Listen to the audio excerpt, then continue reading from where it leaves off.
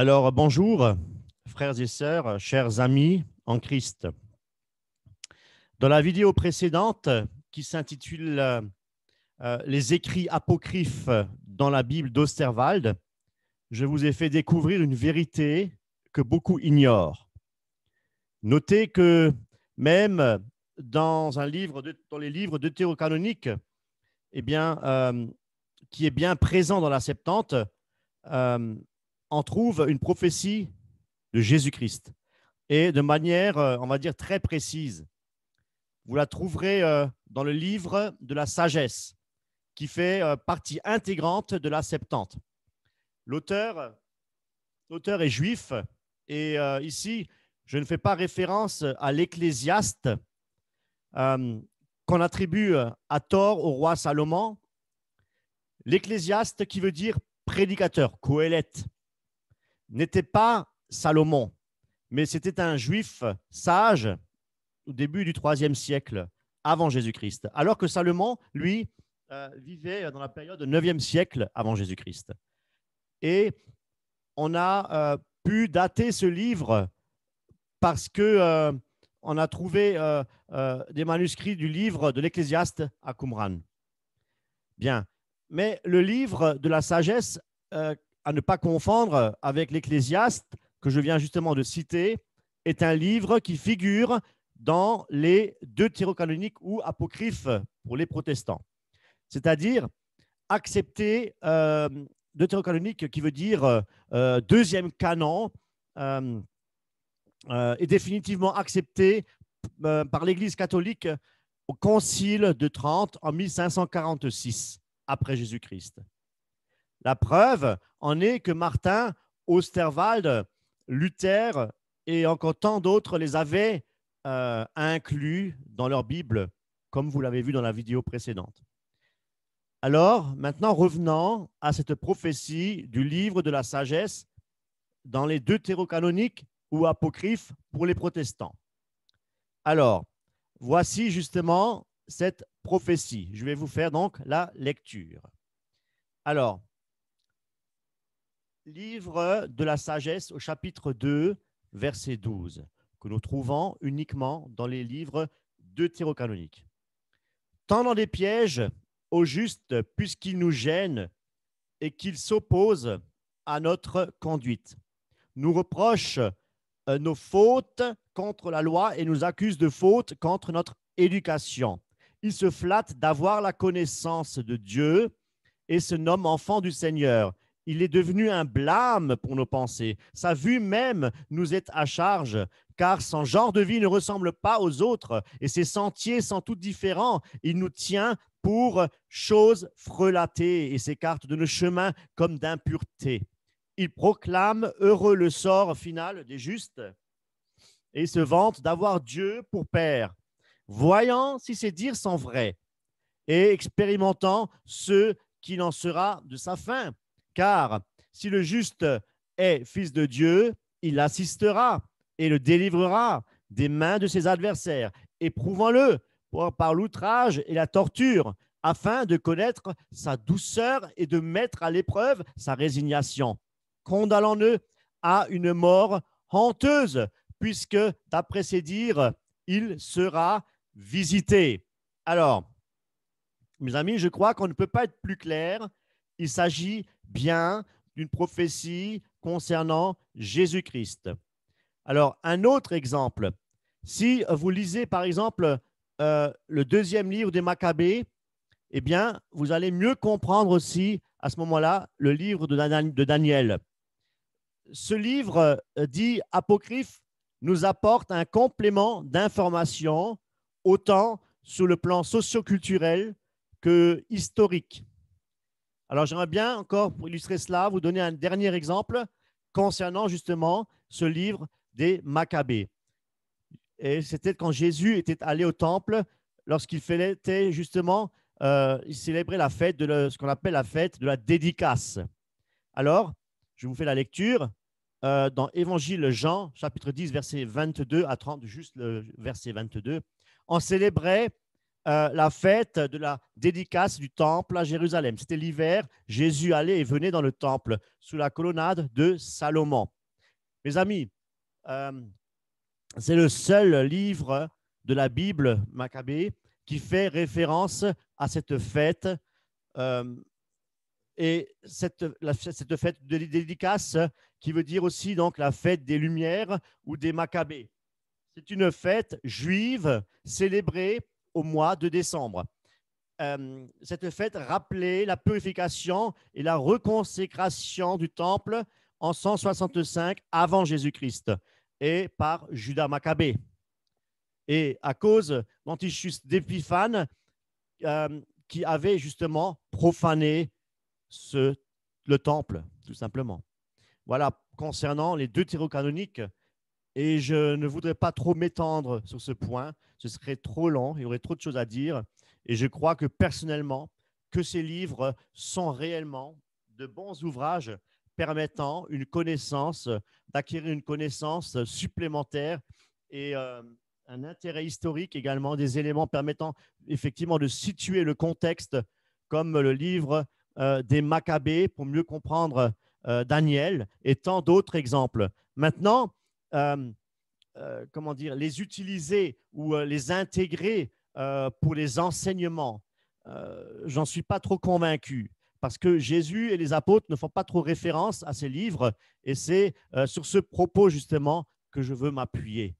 Donc, mais concernant la Septante, oui, Jésus, les apôtres et surtout Luc l'utilisaient.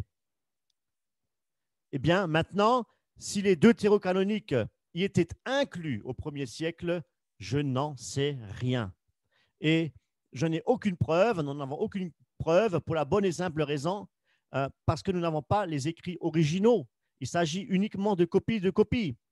Et si Luther, Calvin, Osterwald les avaient inclus dans leur Bible, comme vous l'avez déjà vu, je vous l'ai déjà montré dans la vidéo précédente, c'est parce qu'ils avaient été canonisés au Concile de Trente en 1546.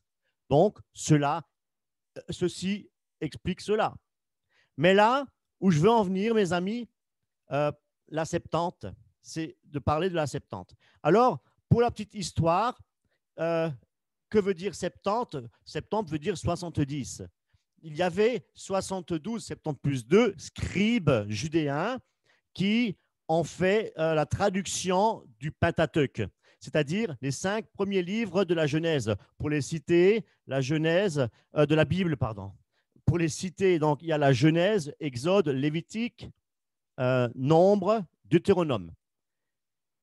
La Septante désigne que la traduction grecque de ces 5 premiers livres et les prophètes, comme on le verra tout à l'heure, eh bien, il n'y a aucune trace et aucune preuve que les livres deutérocanoniques ont été traduits par les 72 scribes. Ce qu'il faut savoir, c'est que les chrétiens parlaient majoritairement le grec et le Nouveau Testament. Lui-même a été presque entièrement rédigé justement en grec.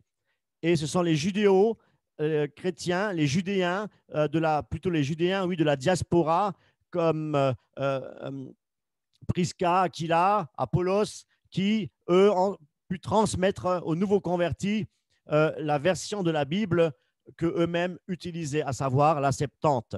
Ce qui explique pourquoi la Septante est devenue la Bible de l'Église, c'est-à-dire la version officielle qui avait été utilisée par la majorité, je dirais, par tous les chrétiens. Et cette version, elle est un peu différente des textes rabbiniques. Et quand on regarde, par exemple, les pères apostoliques, pour nommer les docteurs des évêques du 1er siècle, comme Justin le Martyr, il y a Irénée de Lyon ou encore Origène, ils montrent bien que ceux-ci savaient que cette version n'était pas reconnue officiellement par les juifs rabbiniques. Et c'est pourquoi ils ont préféré conserver la Septante comme un texte officiel de l'Église plutôt que les textes rabbiniques. Et maintenant, j'aimerais bien vous l'expliquer et vous allez comprendre Pour quelle raison? Bien. Alors, juste encore l'empire d'Alexandre le Grand, donc le monde hellénisé, les Judéens, hein, les Judéens de la diaspora. Donc, les synagogues antiques de la diaspora. Bien, on va continuer. Alors, je vais vous faire la lecture de Job au chapitre 42, verset 17. Et Job mourut âgé et rassasié de jours. Alors, texte rabbinique. Les textes surlignés en bleu correspondent aux textes rabbiniques et les textes surlignés en noir correspondent au texte de la Septante. Bien. Alors, et Job mourut vieux et rempli de jours. Il est écrit qu'il ressuscitera de nouveau avec ceux que le Seigneur ressuscite. Voilà. Vous voyez bien déjà la différence entre ces deux textes. Le texte rabbinique ne mentionne pas la résurrection. Hein? Bien. Job 14, verset 14. Job 14, verset 14. Si l'homme, une fois mort, pouvait revivre, j'aurais de l'espoir tout le temps de mes souffrances, jusqu'à ce que mon état vînt à changer. La Septante. Car si un homme meurt, il vivra, ayant accompli les jours de sa vie. J'attendrai jusqu'à ce que je vive de nouveau. Vous voyez la différence entre le texte rabbinique qui dit bien jusqu'à ce que mon état vînt à changer, et la Septante, pour appuyer plus sur la résurrection, j'attendrai jusqu'à ce que je vive de nouveau. Vous voyez la différence? Voilà. Donc, nous allons continuer avec Job, chapitre 19, versets 25 à 26. Mais je sais que mon Rédempteur est vivant et qu'il se lèvera le dernier sur la terre. Quand ma peau sera détruite, il se lèvera. Quand je n'aurai plus de chair, je verrai Dieu. Texte rabbinique. Maintenant, écoutons le texte de la Septante. Car je sais qu'il est éternel, celui qui va me délivrer. Sur la terre, que ressuscite ma peau, sur la terre, que ressuscite ma peau, qui supporte tout cela, car le Seigneur, pour le Seigneur, ces choses sont accomplies pour moi. Vous voyez, on parle encore de résurrection. Hein? Bien. Alors, nous voyons effectivement que la traduction grecque met bien en évidence la résurrection. Et elle n'est pas présente en fait dans le texte hébreu rabbinique. Donc, encore pour bien appuyer effectivement l'authenticité de la Septante. Voyons encore d'autres textes et versets cités même par les apôtres. Alors, nous allons dans Amos chapitre 9, versets 11 à 12.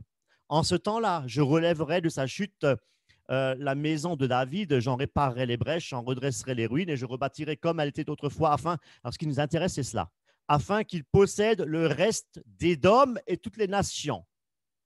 Alors, en la version 70, en ce jour-là, je relèverai le tabernacle de David qui était tombé, j'en réparerai les brèches, j'en réédifierai les ruines et je restaurerai comme il était dans les anciens jours, afin que le reste d'hommes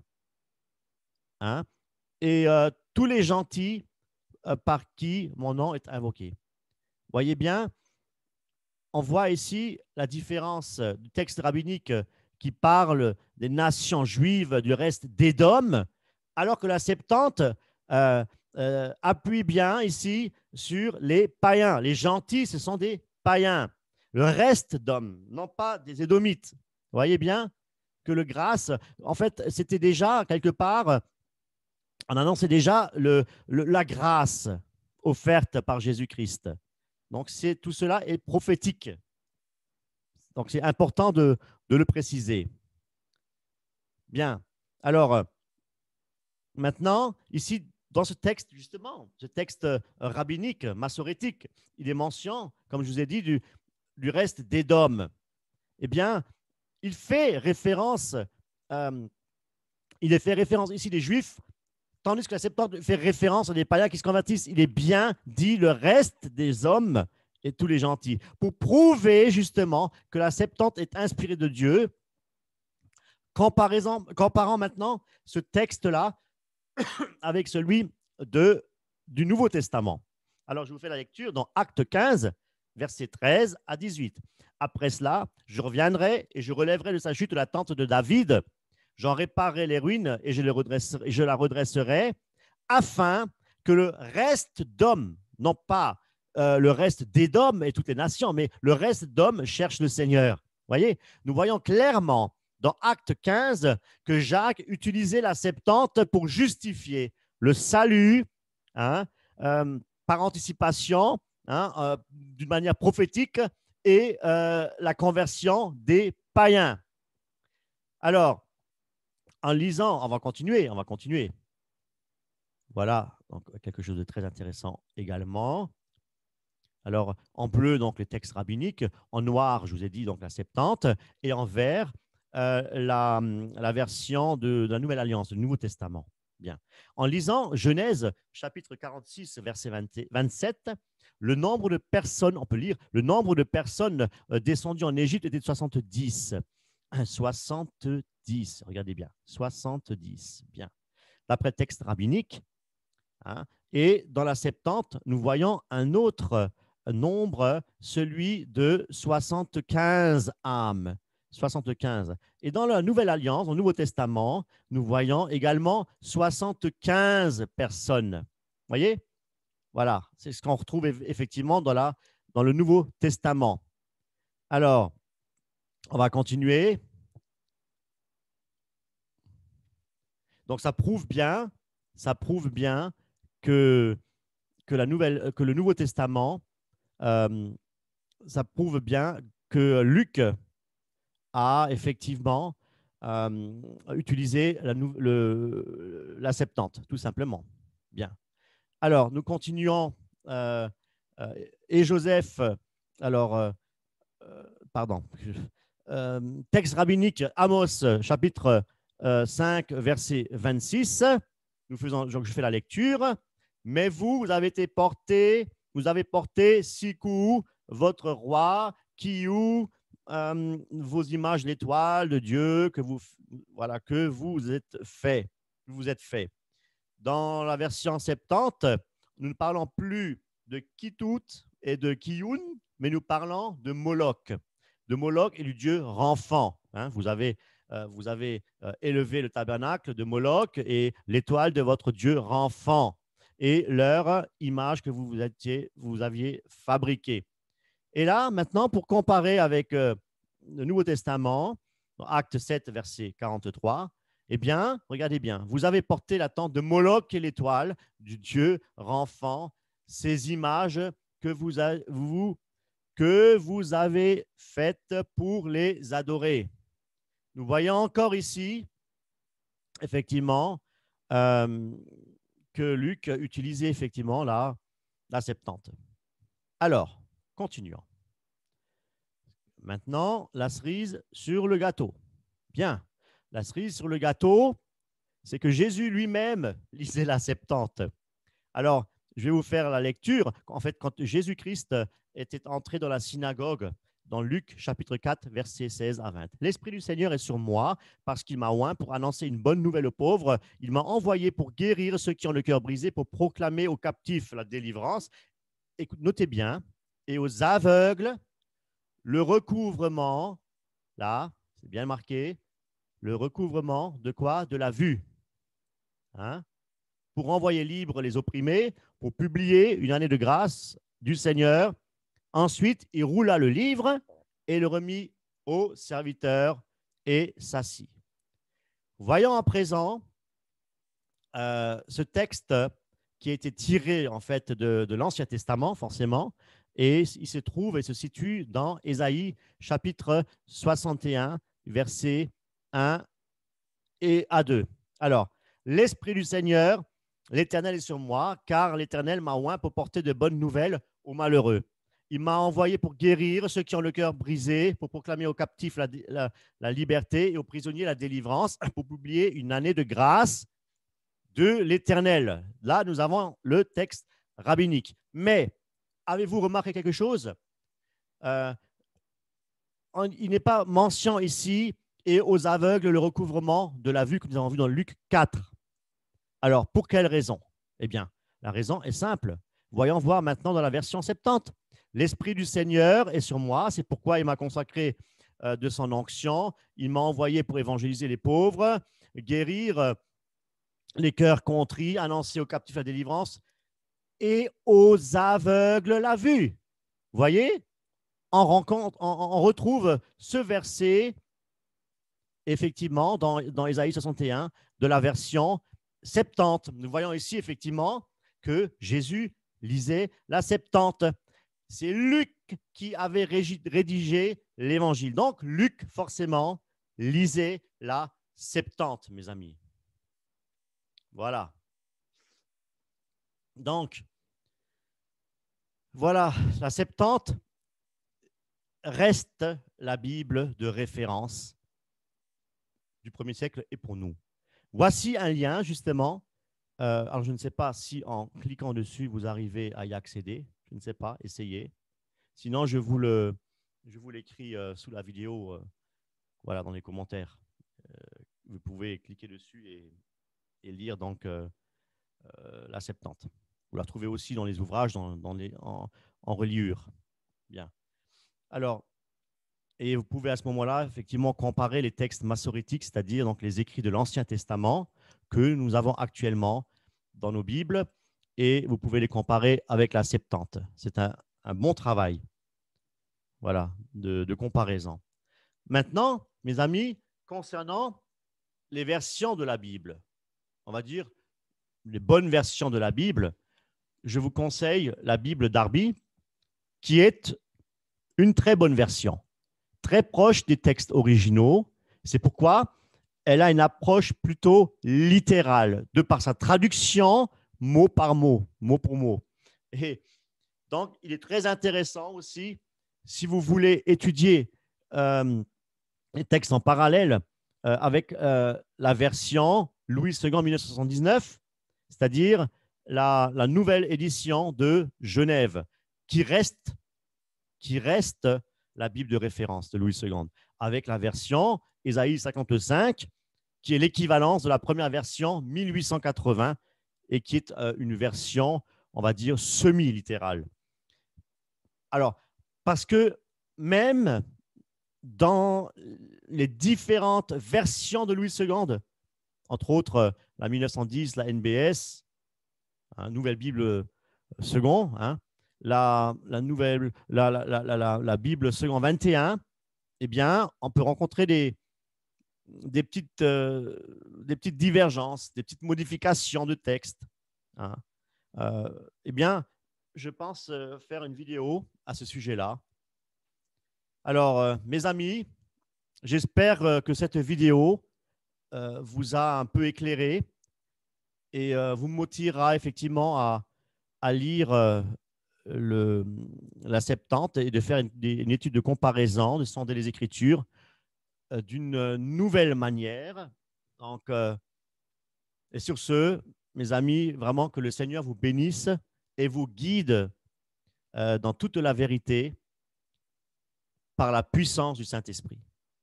Alors, vraiment, mes amis, soyez bénis. Soyez bénis.